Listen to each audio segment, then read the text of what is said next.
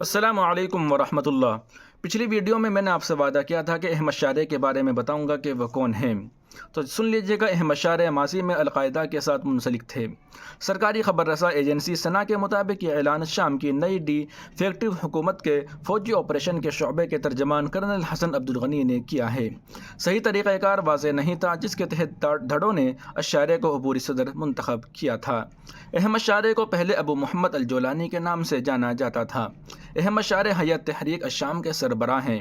انہوں نے دسمبر کے اوائل میں بشار کا تختہ الٹنے والے حملے کی قیادت کی تھی۔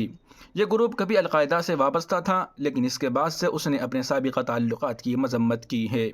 حالیہ برسوں میں الشارع نے خود کو تکثیریت اور رواداری کی چیمپئن کے طور پر پیش کرنے کی کوشش کی ہے اور خواتین اور مذہبی اقلیتوں کے حقوق کے تحفظ کا وعدہ کیا ہے۔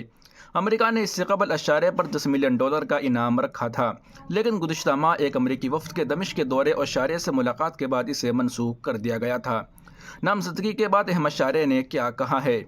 فوجی وردی میں ملبوس احمد شارع نے بدھ کے اجلاس سے خطاب کرتے ہوئے کہا کہ اگر فاتح اپنی فتح کے بعد تکبر کرتا ہے اور اللہ کے اس احسان کو بھول جاتا ہے تو یہ اسے ظلم کی طرف لے جائے گا۔